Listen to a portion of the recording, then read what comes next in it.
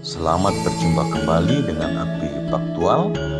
Selamat menikmati sajian kami. Nah, Bapak Ibu semua, kalau 2, 3, 4 hari, 5 hari belakangan ini saya coba mengumpulkan statistik atau angka ya. Saya mohon maaf kalau angka saya kurang tepat, barangkali Bapak Ibu bisa mencari informasi yang lebih tepat karena ternyata mencari angka-angka ini juga membutuhkan waktu yang lama.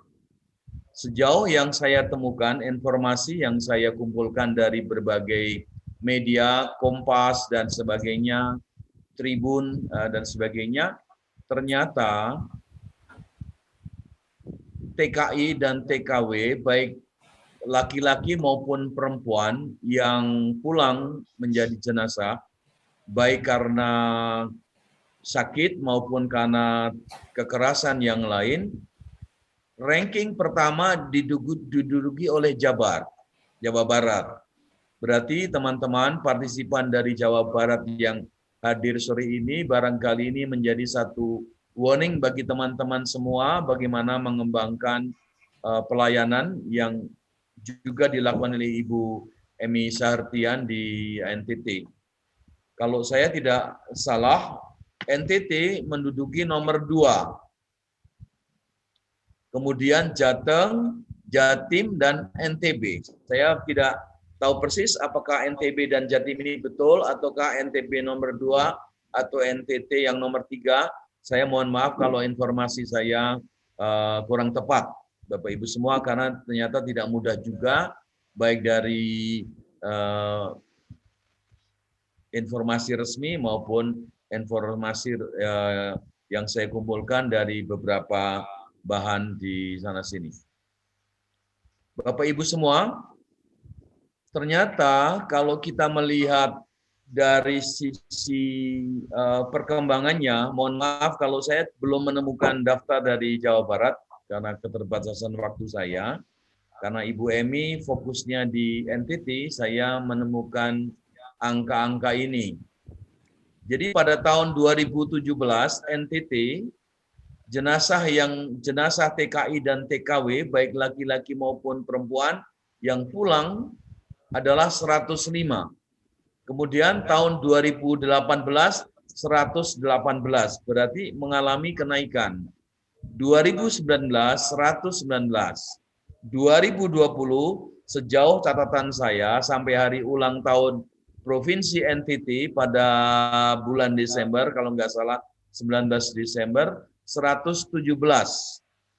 Kata Koran Kompas itu hadiah ulang tahun Provinsi NTT yang saya lupa keberapa. Dan ada 6 buruh migran kita yang dikuburkan di Malaysia. Bapak Ibu semua, tahun 2021 saya menemukan catatan 17. Nah, tadi saya bicara dengan Ibu Pendeta Emi Sahartian, ternyata sampai hari ini sudah ada 24 jenazah buruh migran kita yang bekerja di luar negeri. Dan itu berarti kalau 2 bulan hanya belum sampai 8 minggu misalnya, bisa bayangkan Bapak Ibu semua berapa yang mengalami kekerasan, mengalami sakit, kemudian terpaksa pulang, tidak membawa uang tetapi hanya membawa nama. Dan ini Bapak Ibu semua, betapa pentingnya juga percakapan kita dengan Ibu Pendeta Emi Sahartian pada sore hari ini. Mudah-mudahan juga ini membuka mata bagi kita semua, khususnya teman-teman yang sedang mengikuti PCF, juga sudah menjadi konselor di AKPI. Saya pikir setting pelayanan untuk melakukan konseling, saya pikir jauh lebih luas daripada yang kita bayangkan. Kalau ada orang meninggal, apalagi meninggalnya mengalami tindakan tragis, pulangnya dengan peti kargo, saya pikir ini menimbulkan kedukaan yang sangat dalam, baik bagi keluarganya maupun juga masyarakat di sekitarnya. Saya pikir itu Bapak Ibu semua yang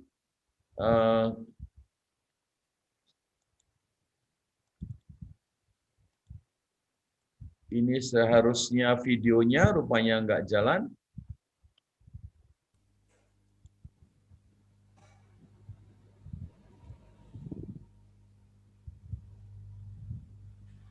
Saya stop share screen dulu, coba saya bagaimana akalinya.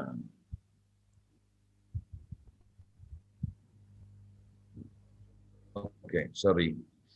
Ini rupanya memutar video nggak mudah seperti yang saya bayangkan. Share screen.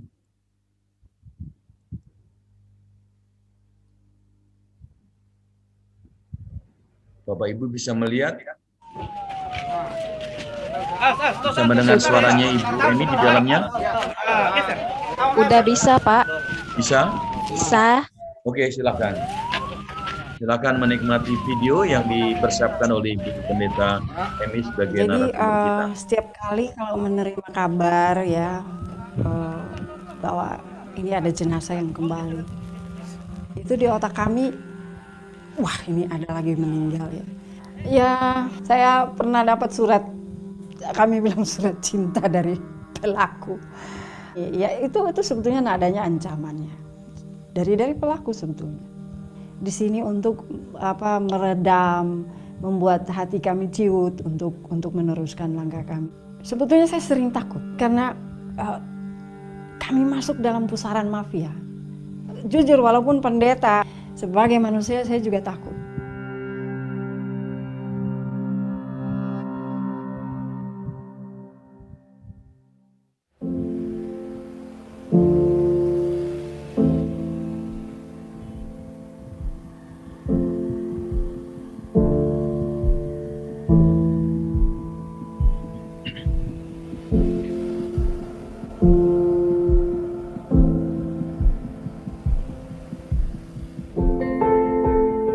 Sebetulnya ini wartawan.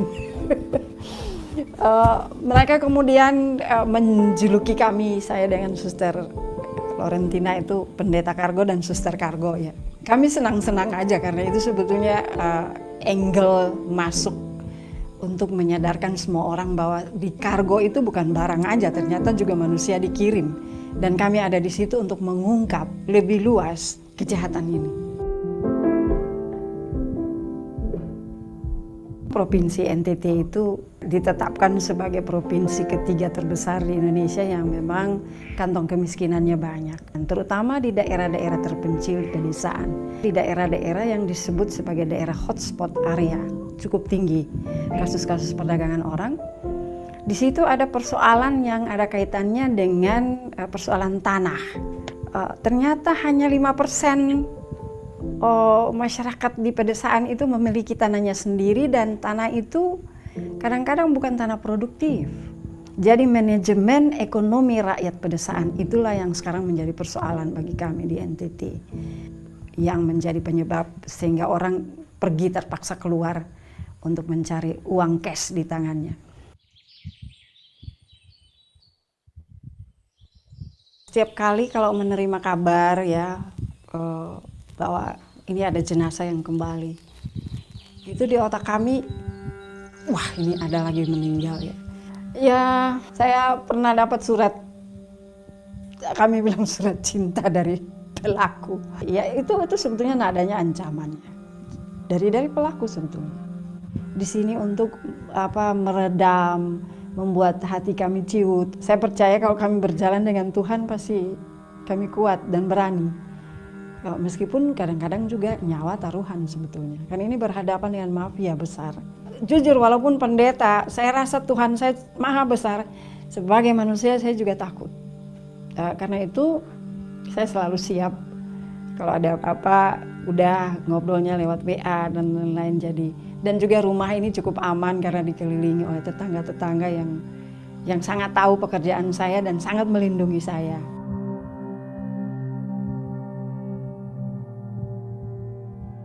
Mendampingi keluarga yang berduka cita. Itu duka cita itu tertransfer ke kami ya. Sehingga akhirnya saya sendiri harus juga punya cara untuk bagaimana menanggulangi semua persoalan yang masuk di dalam diri saya.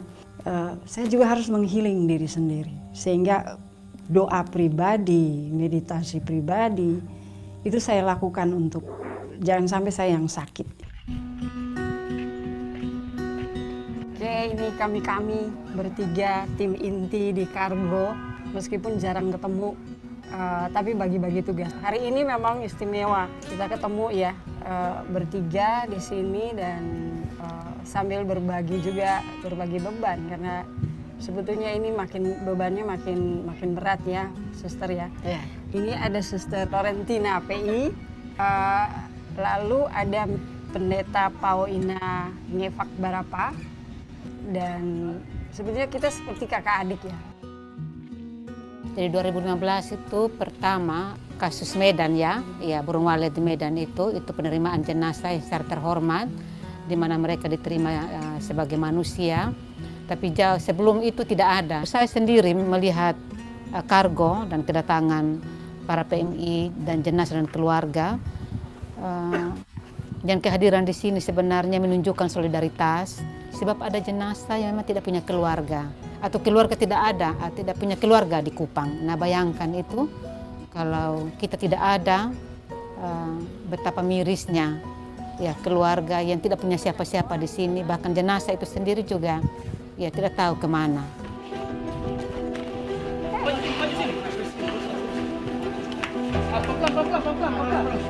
Pelan. Om geseran sini, geser.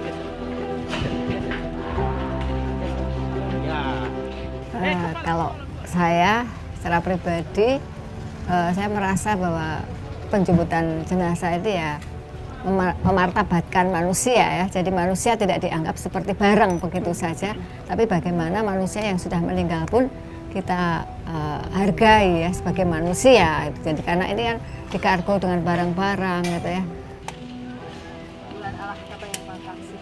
Setiap peti yang datang itu kami belai, karena saya sudah menganggap bahwa yang pulang ini entah itu saudara saya atau itu anak saya. Ketika kami melihat keluarga yang ikut datang jemput, lalu kemudian sedih dan menangis, kami baru tahu bahwa yang meninggal ini adalah mata rantai ekonomi dari keluarga. Bahayanya dari situ adalah ketika mata rantai ini putus, maka mereka akan cari mata rantai yang lain. Bagi kami itu pendampingan orang berduka cita ketika persoalan perbudakan itu menjadi satu kejahatan luar biasa.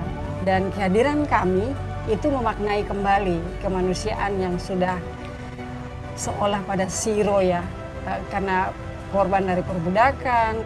Sebetulnya mereka yang sudah terbungkam ini suaranya kami teruskan gitu. Bagi kami semua orang punya hak untuk pergi mencari pekerjaan. Tapi juga semua orang punya hak untuk kembali dalam keadaan selamat.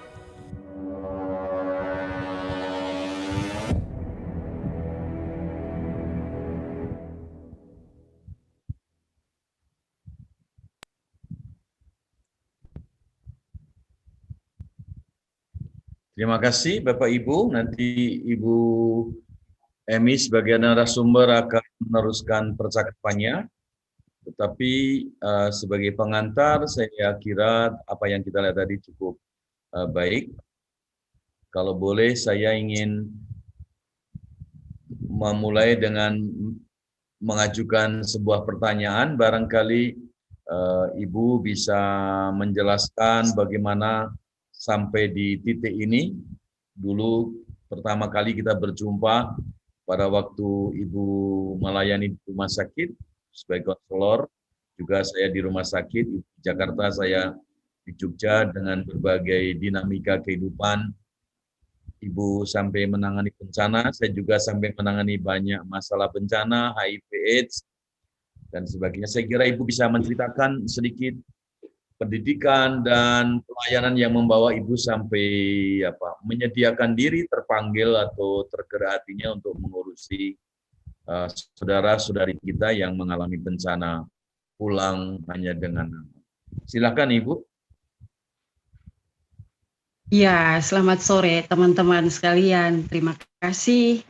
Apakah suara saya cukup dengar? Ya, dengar Ibu. Jelas. Jelas sekali. Ini apa ya? melihat film tadi saya juga ternyata baru kaget bahwa sebetulnya pekerjaan ini ternyata penting bagi banyak orang. Yang tadinya orang menganggap bahwa orang yang pulang dan meninggal di kargo, apalagi pekerja migran, itu adalah manusia-manusia yang memang kadang-kadang tidak dihargai. Seperti tadi Pendeta Pauina Barapa mengatakan dari tahun 2015. Nah, itu tahun-tahun pertama kali saya baru tiba dari Jakarta ke Kupang, kembali melayani di Sinode Gemit. Waktu itu saya di BPP Advokasi Hukum dan Perdamaian Sinode Gemit. Sebelumnya seperti Pak Toto sudah bilang, pengalaman kami di Jakarta, saya di Rumah Sakit Cikini, lalu kami bersama-sama di Pelkesi, berkecimpung di dunia pendampingan pastoral, pelatihan pastoral, lalu kemudian juga terlibat dalam berbagai bencana dan advokasi hak asasi manusia, terutama HIV/AIDS dan juga di daerah-daerah konflik, terutama saya masuk di situ, Aceh dan Papua, dan kemudian saya kembali ke Sinode. Sebetulnya banyak teman sudah bergerak, terutama dalam persoalan perdagangan manusia di NTT. Itu ada kelompok jaringan yang cukup kuat. Jaringan masyarakat sipil ada di situ, Gemit, ada di situ jaringan perempuan Indonesia Timur, juga masyarakat sipil yang lain, gereja Katolik kemudian mulai menyadari bahwa perdagangan manusia ini bukan hal biasa lagi. Di NTT itu sudah merupakan darurat trafficking, karena indikatornya adalah banyaknya jenazah yang pulang. Kami baru menyadari ketika menjemput jenazah-jenazah awal itu, kasus burung walet itu saya masih dapat. Kami menampung anak-anak yang dieksploitasi dan dipekerjakan di pabrik burung walet di Medan, dan sebetulnya lingkaran antar kota antar daerah itu NTT juga cukup banyak, dan yang paling banyak itu adalah antar negara. Nah, dari kasus burung walet Medan, tiba-tiba saya melihat kok di sini ada tempat penampungan jenazah. Tadi kita lihat tempat jenazah. Dan saya bertanya kepada salah satu petugas di kargo, kenapa ada tempat jenazah di sini? Dia bilang, Mama, ini tempat yang disiapkan oleh PT yang merekrut tenaga-tenaga pekerja migran yang dikirim ke luar negeri karena kebanyakan pulang meninggal. Saya agak shock. Ini berarti serius bahwa mereka yang pergi mencari nafkah, menyambung nyawa di negeri orang, itu pulang tidak selamat ternyata. Bayangkan PT itu menyiapkan tempat menampung jenazah, dan juga waktu dulu itu masih BP3 TKI justru sudah menyiapkan ambulans. Ini berarti pekerja migran itu betul-betul adalah manusia-manusia rentan dari NTT yang sebetulnya pulang tidak selamat. Kebanyakan itu pasti akan meninggal karena ini fasilitas yang ada di kargo. Nah, sejak itu saya bekerja sama dengan teman-teman yang lain, saling menginformasi, terutama kami punya hubungan baik dengan teman-teman di Jaringan Perempuan Indonesia Timur yang membuat semacam penelitian, terutama wilayah-wilayah gereja Masih Injili di Timor, dan shock kami, ternyata banyak sekali orang sudah keluar dari kampung. Dan kemudian juga ada beberapa jaringan membuat penelitian-penelitian, berdasarkan data itu, kami mulai mendata jenazah yang pulang. Dan akhirnya bersama-sama secara ekumenis bekerja dengan Suster Laurentina PI dari penyelenggara iman. Ketika dia baru datang lalu bertemu dengan kami di Gemit, kita bilang begini, untuk tahu kejahatan ini mungkin di kargo itulah titiknya. Jadi kita melakukan pelayanan kargo. Di samping itu juga mendampingi keluarga yang duka cita, Dan dari situ juga kami bisa paham bahwa manusia yang dianggap tidak bermanfaat ini, tanda petik, padahal mereka adalah pahlawan devisa, kita mengangkat itu supaya orang tahu bahwa yang disebut darurat trafficking di NTT ini indikatornya. Hampir tiap hari kita menerima jenazah. Bahkan sampai kami harus membuat semacam doa di pinggir jalan bersama-sama semua orang aktivis di rumah jabatan gubernur untuk menyadarkan pemerintah bahwa trafficking, perdagangan manusia NTT itu bukan masalah biasa orang pergi cari kerja dan kemudian konsekuensinya meninggal. Tapi ini ada sesuatu yang memang sudah menyangkut kejahatan luar biasa. Dan kami kemudian menjadikan itu sebagai pelayanan reguler di kargo. Di samping juga mendampingi keluarga yang berduka cita, tetapi dari kargo kami mensuplai semua dokumen, menganalisis semua dokumen, dan menganalisis struktur masyarakat, anatominya. Ya. Hampir semua yang kembali, yang Pak Toto sudah tayangkan 100 sekian, itu 99% semuanya pergi non-prosedural. Nah, itu berarti ketika diteliti secara detail, yang non-prosedural ini 80% itu adalah perdagangan orang. Ada korban yang pulang hidup, tapi mereka dalam keadaan sakit, sakitnya luar biasa. Ada HIV, ada itu tereksploitasi memang. Ada yang memang cacat karena tersiksa, ada yang mati karena tersiksa, sampai kami harus otopsi jenazahnya, takutnya organnya juga diambil. Lalu ada yang memang mengalami gangguan jiwa karena dia mengalami trauma luar biasa.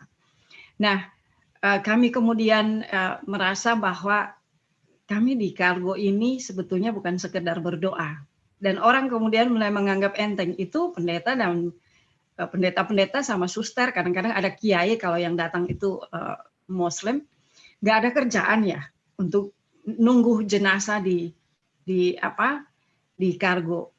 Karena mereka hanya melihat bahwa kami hanya pergi untuk berdoa lalu kemudian selesai. Padahal tidak tahu bahwa sebetulnya semua dokumen itu dengan BP2MI kami kemudian supply ke Polda agar mereka meneliti secara baik, dan beberapa itu memang sudah diteliti, tidak terpublis, yang terpublis itu kargo. Sehingga kami betul-betul mengangkat kargo ini sebagai ikon untuk menyadarkan semua orang termasuk pemerintah, hey bangun, ini NTT sudah dalam keadaan darurat.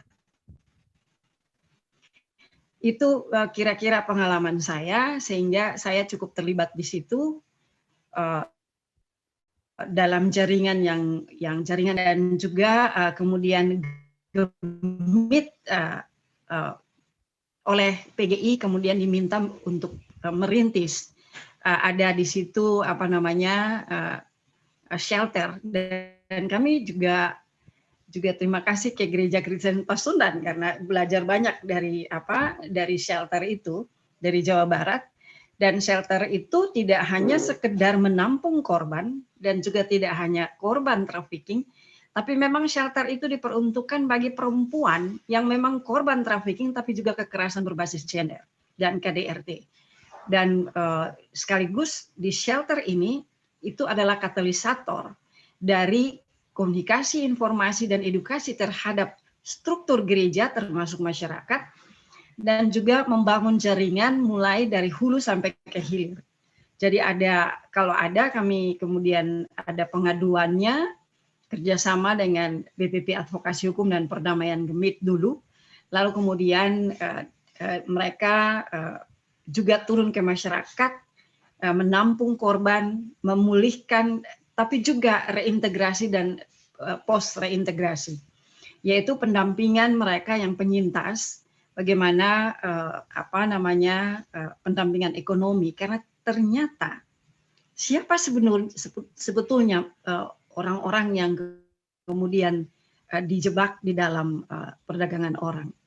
Kami mendapati di NTT, saya tidak tahu di Jawa Barat, Di NTT itu kebanyakan mereka adalah yang putus sekolah.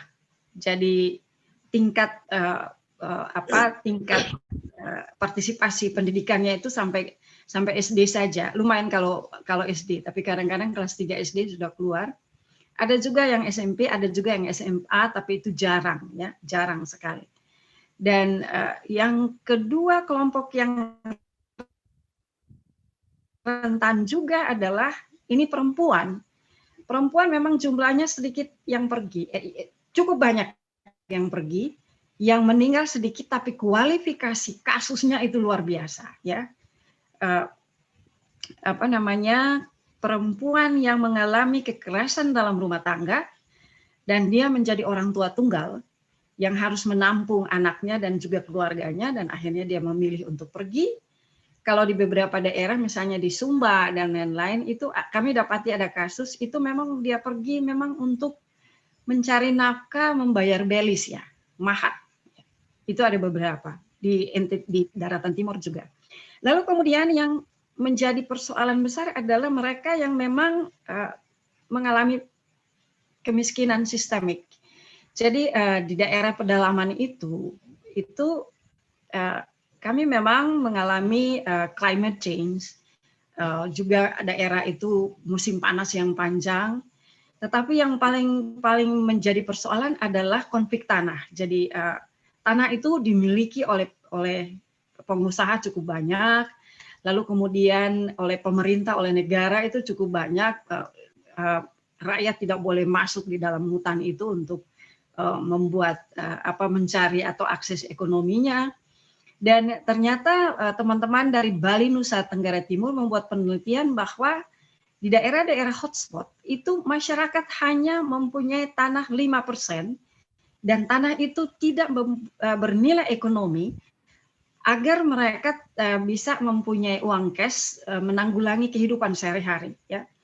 Jadi makan untuk satu hari ada yang beberapa penelitian kami itu hanya 2 kali. Dan uang cash di tangan itu hanya 50 sampai 100 ribu ya di pedalaman. Dan mereka harus menyekolahkan anaknya juga bukan satu saja, ada 3, 4, dan ini menjadi persoalan rumit ketika dana desa tinggi, tetapi tidak bisa menyelesaikan ekonomi keluarga-keluarga rentan yang memang terluput dari perhatian kita. Keluarga rentan itu adalah misalnya yang tadi, keluarga dengan tanah yang 5% doang, lalu kemudian keluarga yang bermasalah karena kekerasan dalam rumah tangga, dan keluarga yang memang hidupnya pas-pasan. Ini keluarga rentannya banyak sekali, dan semoga juga dalam belakangan ini memang sudah ada intervensi-intervensi. Tapi ketika COVID-19 itu makin menambah penderitaan mereka. Sehingga modus operandi dari perekrutan non-prosedural yang menjebak mereka masuk ke dalam perdagangan manusia itu berubah bentuk. Jadi kadang-kadang mereka modusnya anak hilang ya, modusnya anak hilang. Kalau yang lalu modusnya canggih-canggih. Jadi di sini juga persoalan yang harus kita perhitungkan adalah mafia. Mafia perekrutan, kenapa NTT menjadi sasaran yang empuk? Karena memang itu ada kaitannya dengan negara tujuan di mana perkebunan kelapa sawit, perkebunan karet itu cukup luas ya. Yang membutuhkan tenaga-tenaga buruh kasar, buruh lepas yang murah, dan NTT menjadi sasaran utama ya. Juga tenaga pekerja rumah tangga, ini sektor informal yang memang regulasinya belum ada. Sehingga perlindungan terhadap pekerja rumah tangga kita itu buruk sekali, baik di dalam negeri maupun di luar negeri. Karena itu kemarin kami sangat berjuang untuk bagaimana undang-undang pekerja rumah tangga itu dikeluarkan, paling tidak untuk meredam sedikit, mengurangi sedikit jebakan-jebakan perdagangan orang, terutama perekrutan terhadap perempuan pekerja rumah tangga yang memang tinggi, di NTT juga tinggi ya. Nah, mafia ini itu yang luar biasa. Mafia itu memanfaatkan regulasi. Jadi regulasi kita ini memang bagus perlindungan pekerja migran, tetapi kita lihat penempatan ini diserahkan kepada PT KIS, PT swasta. Nah, disinilah titik kritisnya. Ketika PT swasta itu bermain melalui oknum-oknumnya, hari ini dia merekrut resmi, kadang-kadang menjadi tidak resmi, dan ketika masalahnya kami bongkar, ternyata PT-nya sudah bubar dan itu kemudian ganti yang lain, sehingga melacak biang keladi atau memang cukongnya di PT itu agak sulit. Dan ketika penerapan dan penuntutan itu dilakukan, maka yang dihajar itu hanya orang-orang kecil, perekrut lapangan, sopir, orang yang pemalsuan dokumen, dan lain-lain. Tapi cukongnya itu luar biasa karena dia alot betul. Ini kekuatan yang memang kami harus lawan. Dan kenapa banyak yang meninggal di NTT? Saya curiga banyak yang meninggal di tempat lain, tetapi karena pelayanan kepada jenazah itu memang tidak dilakukan, sehingga orang tidak tahu. Kalau itu coba dilakukan, maka orang akan tahu banyak sekali kematian karena karena pekerja migran non prosedural. Ya, kenapa mereka meninggal? Pertama, mereka pergi sudah tidak punya kejelasan dan status. Ya, mereka non prosedural. Kalau di negara tujuan mereka disebut ilegal, sehingga kemudian tereksploitasi. Mereka bekerja keras karena memang non prosedural, makanya honornya itu murah sekali. Nah, dia harus bekerja melebihi kapasitas, terutama di perkebunan, yang memang juga tidak dilengkapi dengan kelengkapan kerja yang baik. Dia menjadi sakit, ya, dia menjadi sakit. Sakitnya macam-macam, entah karena memang racun itu perkebunannya itu memang pestisidanya tinggi sekali, atau juga memang karena tenaganya yang memang sudah over kapasitas dimanfaatkan, maka dia menjadi sakit, dan kebanyakan sakit itu ada kaitannya dengan paru-paru, jantung, dan ketika dia harus dan mereka tidak bisa pergi ke rumah sakit. Tidak punya social safety net, terutama dalam soal kesehatan. Kalau mereka ke rumah sakit, maka mereka akan ditangkap. Mereka keluar aja dari plantation dan kemudian pergi aja itu pasti mereka akan ditangkap karena ilegal. Oleh karena itu, disinilah sebetulnya kita lihat bahwa jenazah yang pulang itu adalah orang-orang yang memang penderitaannya sudah luar biasa. Jadi NTT, mereka yang keluar untuk bermigrasi kerja itu bukan karena voluntary, bukan karena kemauan sendiri, tetapi itu terpaksa pergi karena situasi mereka di rumah itu ekonominya sulit diselesaikan. Di situ ada unsur budaya, di situ ada unsur ekonomi, sosial, dan kami gereja juga harus mentransformasi gaya pendampingan kita kepada jemaat, terutama di daerah-daerah pedalaman. Dan ini gemit bergumul luar biasa, terutama pemberdayaan ekonomi dan lain-lain itu menjadi bagian dari divisi-divisi program. Tapi itu pun belum bisa menjawab apakah nanti akan mengurangi kematian. Sampai hari ini kami terima 2 jenazah.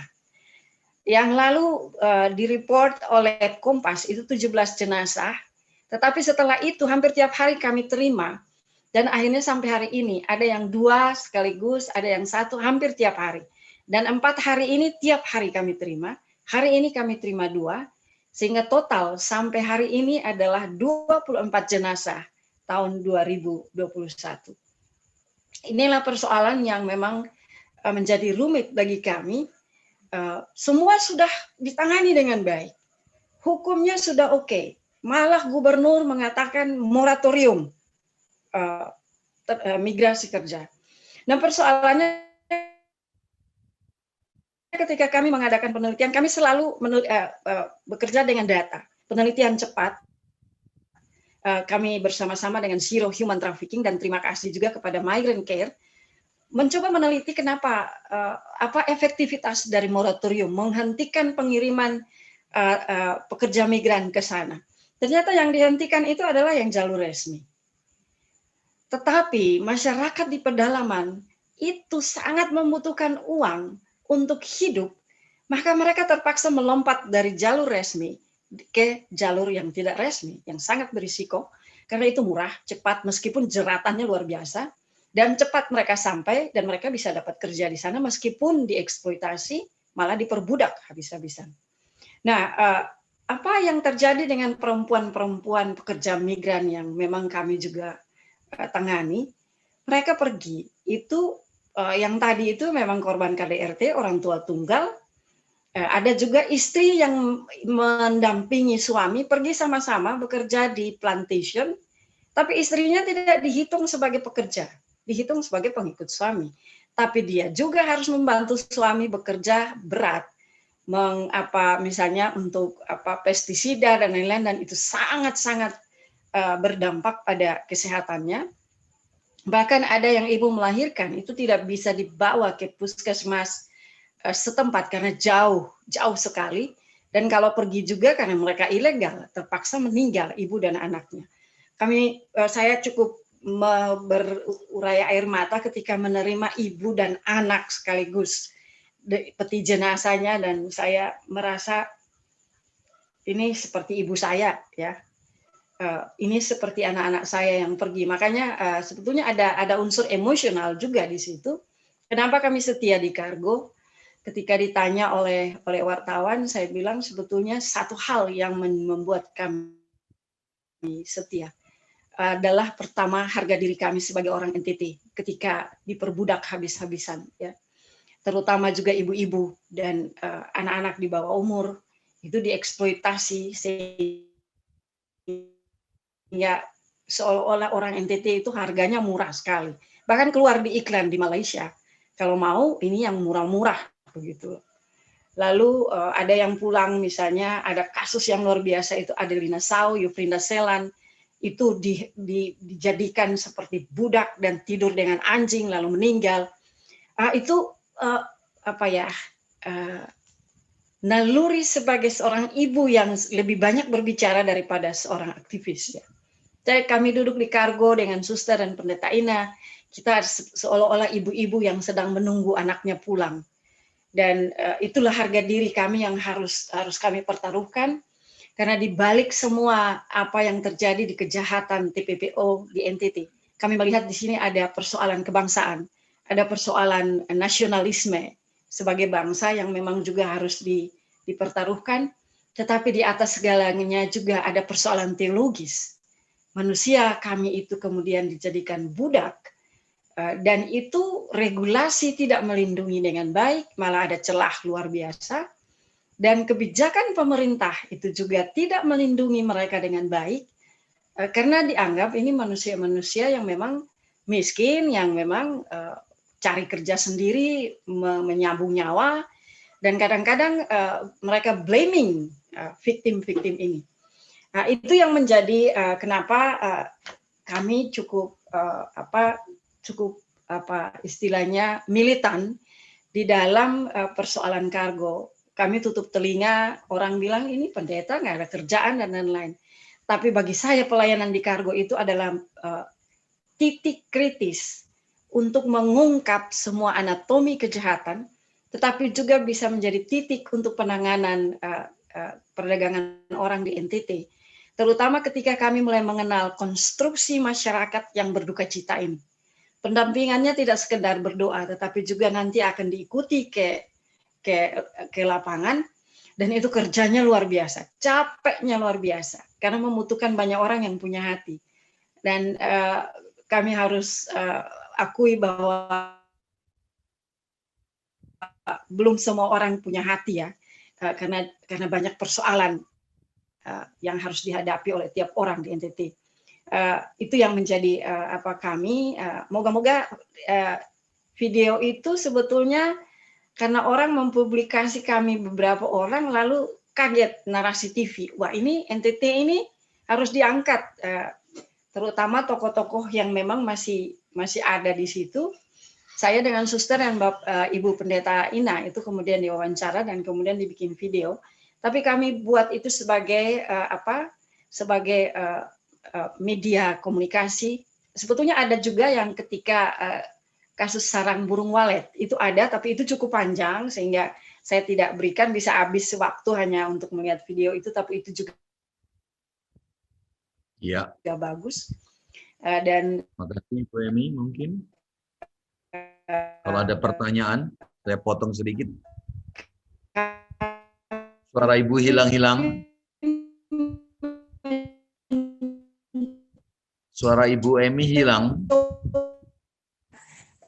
Saya juga bersolidaritas dengan teman-teman di Jawa Barat dan lain-lain. NTT memang punya tipe TPPO agak berbeda karena kami daerah kepulauan. Di Jawa Barat apalagi itu sebetulnya wajah TPPO itu sangat beragam betul, termasuk seks trafficking dan juga trafficking anak-anak ya. Tapi kami di NTT dengan pelayanan di kargo kami mengungkap tiap hari, tidak bosan kami mengpublis di Facebook. Entah siapa yang mau peduli, kami tidak terlalu menghitungnya. Tapi paling tidak bahwa publikasi ini itu juga merupakan semacam corong untuk mengatakan bahwa sampai hari ini perdagangan orang di NTT itu masih darurat. Apalagi masuk di dalam pandemik ini. Karena modusnya itu luar biasa dan pelakunya, mafianya itu tidak hanya orang-orang yang ada di luar lingkaran kita, tapi kadang-kadang juga ada oknum aparat di dalam. Ini yang menjadi duri besar di dalam daging pelayanan kami. Tapi kami tetap akan militan terus dengan persoalan ini. Mereka tanya apakah sampai selesai TPPO, saya bilang kami terus jalan. Bahwa nanti selesai atau tidak kami serahkan kepada Tuhan yang Maha Kuasa yang mengutus kami untuk melayani di tempat ini. Kira-kira itu saya, dan ada catatan sedikit tentang modus. Modus yang dahulu itu luar biasa. Ada modus memakai okomama. Jadi okomama itu adalah membawa tempat siri isi 200.000 lalu minta anaknya untuk pergi. Itu modus budaya. Lalu modus satu lagi itu agama. Ada satu kasus yang cukup luar biasa, cukup besar dan itu heboh. Menggunakan kelompok doa, mengatakan Roh Kudus berbisik, namamu dipilih untuk pergi, dan akhirnya dia disiksa dan pulang dalam keadaan cacat dan luar biasa dia mengalami persoalan-persoalan itu. Ini kerumitan-kerumitan yang kami alami karena kami berhadapan dengan musuh di dalam selimut. Kalau musuh di luar itu jelas, tapi musuh di dalam selimut kita itu yang melanggengkan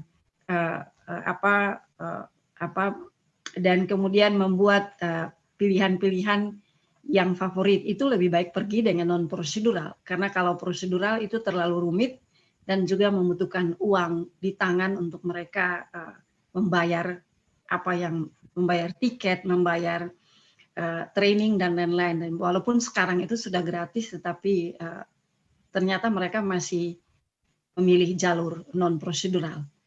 Kira-kira itu presentasi saya, curhat saya. Moga-moga bisa memancing banyak diskusi. Masih ada banyak celah-celah yang bisa ditanyakan. Terima kasih. Terima kasih atas kunjungan Anda. Jangan lupa subscribe agar tidak ketinggalan sajian kami yang lain. Dan jangan lupa juga getarkan lonceng kebersamaan kita.